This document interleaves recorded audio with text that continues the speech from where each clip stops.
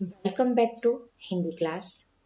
आज हम फिर से उपस्थित हुए एक नया टॉपिक लेकर। विद्यार्थी मित्रों, हमने अब तक इकाई 1 से 10 तक का अभ्यास पूर्ण किया है। हमने इसके आगे के सेशन में लेसन 6 से 10 तक का रिवीजन पूर्ण कर लिया है। आप सबने भी बहुत ही अच्छे से ये रिवीजन किया होगा।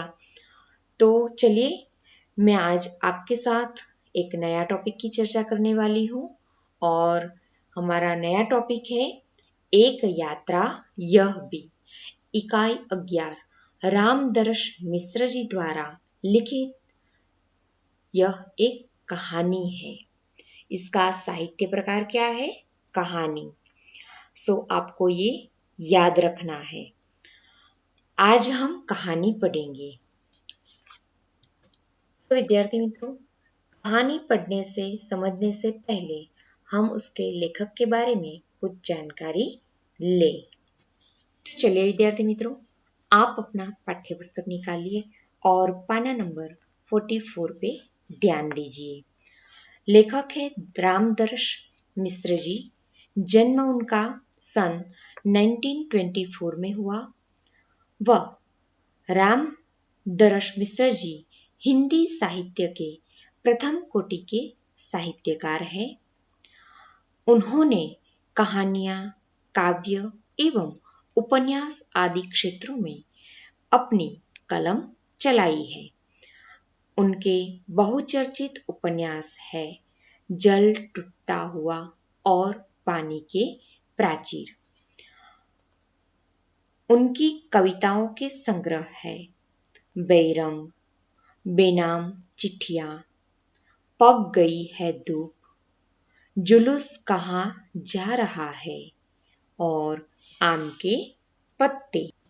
उनका कहानी संग्रह है खाली घर, बसंत का एक दिन, 61 कहानियां तथा मेरी प्रिय कहानियां। आम के पत्ते काव्य संग्रह को व्यास सम्मान से सम्मानित किया गया है और उनका हिंदी अकादमी के शिखर सम्मान एवं उत्तर प्रदेश हिंदी संस्थान के भारत भारती पुरस्कार से भी उन्हें प्रतिष्ठित किया गया है। विद्यार्थी मित्रों, लेखक के बारे में हमने थोड़ी जानकारी ले ली और अब हम इस कहानी में किसके बारे में चर्चा की है उसकी समझ लेंगे। आप अपने पाठ्य पुस्तक में ध्यान दीजिए। ये कहानी एक यात्रा यह भी। कहानी में रिक्शे वाले से परिचित होने पर उसके जीवन की घटनाओं से नारी के प्रति उसका दृष्टिकोण देखकर तथा जीवन में उतारे गए कर्तव्य बोध से प्राप्त होती है स्त्री सम्मान, स्त्री सुरक्षा एवं आत्मीयतापूर्ण संबंधों की खूबी से प्रस्तुत किया है जो अत्यंत प्रेरक है। विद्यार्थी मित्रों, इस कहानी एक रिक्शा वाले से संबंधित है। शिक्षित रिक्शा वाले के पास इंसानियत से भरा हुआ दिल है। वह संकट में पड़ी हुई एक युवती से विवाह कर लेता है। स्त्रियों के प्रति रिक्शा वाले युवक का मानवीय दृष्टिकोण और उसके रिक्शे में सवारी करने वाले पति पत्नी से उसकी आत्मीयता हमारा दिल छू लेते हैं। तो विद्यार्थी मित्रों, यहाँ पे एक रिक्शा वाले की कहानी दी गई है। वो रिक्शा वाला स्त्रियों की कैसे सम्मान करता है और अपने परिचय में आने वाले सभी लोगों की वो कैसे रिश्ते रखता है उसके बारे में यहाँ पे इस कहानी में चर्चा की गई है। विद्यार्थी मित्रों, चलिए हम हमारा लेसन को समझते हैं। तो विद्यार्थी मित्रों, यहाँ पे ये जो शब्द है मैंने हाईलाइट किए हैं, उन शब्दों का अर्थ मैं आपको पहले कहती हूँ। यात्रा बीरू यानी कि यात्रा करने से डरने वाला, और आगे का शब्द है अनसंट। अनसंट यानी कि मनमाना और जो मर्जी से आए ऐसा करने वाला, निरंकुश कहते हैं उसे। और आगे का शब्द है आश्वस्ति। आश्वस्ति यानी कि तसल्ली, आश्वासन। तो चलिए विद्यार्थी मित्रों, ये शब्दों के अर्थ आपको याद रखने हैं और ध्यान में रखने हैं। तो चलिए हम लेसन की ओर चलते हैं। कहते हैं कि मैं बहुत यात्रा बीरू हूँ, यात्रा से डरने वाला हूँ। लेखक कहते हैं कि हूँ યાત્રાથી બહુ જ ડરું છું। યાત્રા પર નીકળતે સમય ડર બના હોતા હૈ। જ્યારે પણ એ બહાર નીકળે છે ફરવા માટે, ત્યારે એમને એ સમયે બહુ જ ડર લાગે છે कि पता नहीं कैसे कैसे लोगों से पाला पड़ेगा, કેવા કેવા લોકો સામે મળશે। सबसे बड़ी असहजता तो अनुभव होती है। अनसंट किराया मांगने वाले ऑटो वाले से। पहले तो कौन मिल जाता है ऐसा? ऑटो वाला, कि अपनी मनमानी करने वाला मिलता है। नए शहर में कैसे कैसे लोग मिलेंगे, यह चिंता भी बनी होती है। कि एक तो पहला रिक्शावाળા જે છે એ મળી જતા હોય છે, એ પોતાની મનમાની કરવાવાળા હોય છે। બીજું કહે છે કે નવા શહેરની અંદર પણ કેવા કેવા લોકો મળશે તેની ચિંતા વધારે પડતી થઈ જતી હોય છે એમને। तो इस बार एक डॉक्टर से मिलने के लिए ग्वालियर जाना पड़ गया। લેખકને શું થાય છે કે એક વખત ડોક્ટરને મળવા માટે ગ્વાલિયર જવું પડે છે। पत्नी साथ थी इसीलिए आश्वस्ति बनी हुई थी। पत्नी સાથે હતી એટલે તસલ્લી હતી। સ્ટેશન પર ઉતરતે ही ऑटो वाले पीछे पड़ गए। જેવા સ્ટેશન પરથી ઉતરે છે તેવા જ ઓટો રિક્ષાવાળા એમની પાછળ પડી જાય છે। हम चुपचाप आगे बढ़ते रहे। एक नवयुवक ऑटो वाला साथ लग गया। एक नवयुवक रिक्शावाળો હતો એમની સાથે લાગી જાય છે। हम कुछ बोले बिना आगे बढ़ते रहे कि उसकी आवाज आई, बाबूजी आप आखिर कहीं जाएंगे ही और कोई ऑटो करेंगे ही, तो फिर मेरा ऑटो क्यों नहीं? એ રિક્ષાવાળો પાછળથી અવાજ કરે છે અને કહે છે કે બાબુજી તમે ક્યાંક ના ક્યાંક તો જવાના જ છો, અને એમાં પણ પાછા તમે ઓટો તો કરવાના જ છો, તો મારી ઓટોમાં કેમ નહીં? तो उसकी जीद और आवाज में कुछ ऐसा आकर्षण महसूस हुआ कि मैंने स्वीकृति दे दी। એના અવાજમાં કંઈક એવું આકર્ષણ લાગ્યું, એટલા માટે લેખક એની રિક્ષામાં બેસવા માટે તૈયાર થઈ જાય છે। वह प्रेम भरी बातें करता रहा और हमें डॉक्टर के यहाँ पहुंचा दिया। કે છે કે પ્રેમ ભરી એટલી સરસ મજાની વાતો કરતો હતો અને અમને ડોક્ટરના દવાખાના સુધી પહોંચાડી દીધા। उसके द्वारा बताए वांछित पैसे देकर डॉक्टर के घर की कॉल बेल बजाई।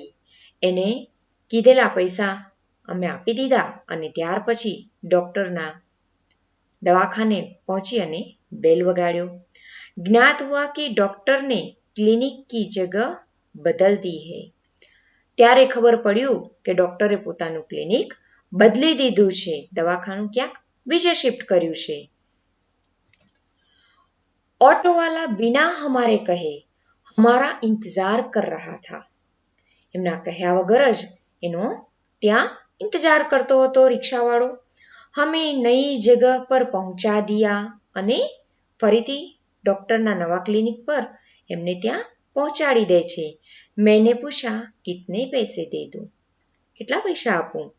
ત્યારે કહે છે, બાબूजी जो इच्छा हो दे दीजिए, તમારી જેટલી ઈચ્છા હોય એ પ્રમાણે મને આપો. वैसे डॉक्टर के घर से यहाँ तक का किराया तो अतिरिक्त हो गया न.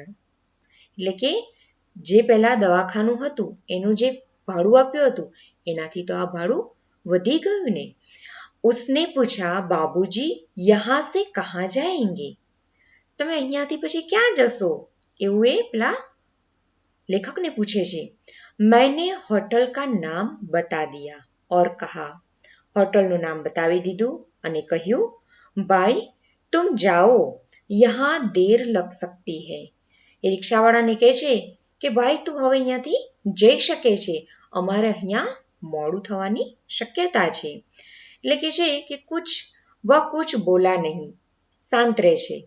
हम डॉक्टर के पास चले गए.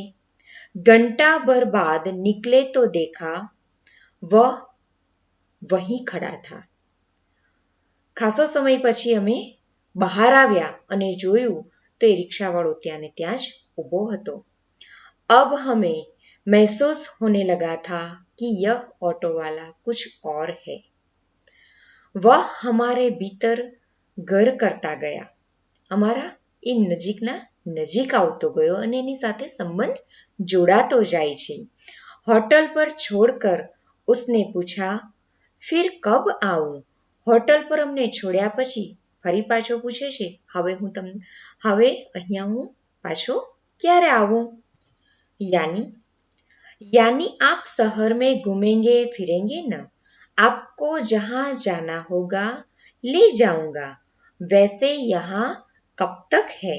કે છે કે તમે શહેરમાં ફરશો તો ખરા ને, આ તમારે જ્યાં પણ જવું હશે ત્યાં હું તમને લઈ જઈશ અને આપ યહાં કબ તક રૂકને વાલે હે, કેટલા સમય સુધી તમે અહીંયા રોકાવાના છો? તો લેખક કહે છે કે કલ શતાબ્દી સે લौटेंगे. કહે છે કે આવતીકાલે શતાબ્દી એક્સપ્રેસ જે ટ્રેન આવે છે એમાં અમે પાછા ફરીશું. તો આપકો ઘૂમને કે લીએ કબ આવો જાઉં, તો કે હું તમને ક્યારે લેવા માટે આવું, તમે ફરવા ક્યારે નીકળશો? ભાઈ આજ તો થકે હે આરામ કરેંગે और कल घूमेंगे. આજે તો આરામ કરીશું, થાકી ગયા છીએ એટલે કાલે ફરીશું. ठीक है बाबूजी, यह रहा मेरा मोबाइल नंबर, मुझे फोन करके बुला लीजिएगा. આ રહ્યો બાબુજી મારા ફોનનો નંબર અને તમે મને ફોન કરીને બોલાવી લેજો. અરે तुमने अपना नाम तो बताया ही नहीं. અરે રે, રિક્ષાવાળાને કહે છે કે તે તો મને તારું નામ બતાવ્યું જ નહીં. ત્યારે રિક્ષાવાળો કહે છે મોહન. રિક્ષાવાળાનું નામ છે મોહન. मोहन अच्छा नाम है, सारू नाम छे. दूसरे दिन घूमने का कार्य शुरू हो गया. वह बहुत प्रेम से एक के बाद एक स्थान दिखाता गया. કે છે કે બીજા દિવસે ફરવાનું કામ શરૂ કર્યું અને એ રિક્ષાવાળો બહુ જ પ્રેમથી એક પછી એક સ્થળે અમને સરસ મજાનું ફરાવતો જાય છે. સો વિદ્યાર્થી મિત્રો, ये लेसन आज हम यहीं तक ही पढ़ेंगे और नए सेशन में उसके आगे का लेसन हम समझेंगे. तो यहाँ पे हमने देखा कि ऑटो वाले से लेखक की मुलाकात होती है. लेखक अपनी पत्नी के साथ ग्वालियर में एक डॉक्टर से मिलने आया था. स्टेशन पर उतरते ही कई ऑटो वाले उसके पीछे पड़ गए. उनमें से एक ऑटो वालों की आवाज लेखक को आकर्षित किया कि उसने ऑटो पर बैठकर वह डॉक्टर के क्लिनिक पहुंचा तो पता चला कि डॉक्टर ने क्लिनिक की जगह बदल दी है. वह ऑटो पर सवार होकर लेखक डॉक्टर की नई जगह पर पहुंचते हैं. ऑटो वाला बाहर ही उसका इंतजार करता है और 1 घंटे बाद जब लेखक बाहर आया तो आया तो अपना इंतजार करता ऑटो वाला है। उसे देखकर उसे आश्चर्य हुआ और उसे लगा कि यह ऑटो वाला दूसरे ऑटो वाले जैसे नहीं है। ये ऑटो वाला जो है वो कुछ अलग है। ऑटो वाले ने अपना नाम मोहन बताया और उनसे लेखक को अपना फोन नंबर भी दिया। વિદ્યાર્થી મિત્રો, અહીંયા લેખકને એક રિક્ષાવાળા સાથે મુલાકાત થાય છે અને એ રિક્ષાવાળો બીજા બધા રિક્ષાવાળાની જેવા સ્વભાવનો નથી. એને આ લેખકને આ રિક્ષાવાળા સાથે કંઈક સારો અનુભવ થાય છે અને એ રિક્ષાવાળો પણ પોતાની ઈમાનદારીથી જે કામ કરી રહ્યો છે તેનાથી લેખક प्रभावित થાય છે। सो विद्यार्थी मित्रों, आज का ये लेसन हम यहाँ तक ही पढ़ेंगे और नए सेशन में इसके आगे का लेसन हम समझेंगे, पढ़ेंगे और उसके स्वाध्याय की भी चर्चा करेंगे। सो विद्यार्थी मित्रों, आपको ये लेसन 2 बार अच्छे से पढ़ना है और मैं जो आपको लेसन में देने वाली हूँ वो लेसन आप अच्छे से आपके नोटबुक में लिखना, समझना। सो विद्यार्थी मित्रों, फिर से मिलेंगे नए सेशन में और ये जो लेसन मैंने आपको दिया है वो आप अच्छे से करेंगे। Have a nice day. Vande Mataram.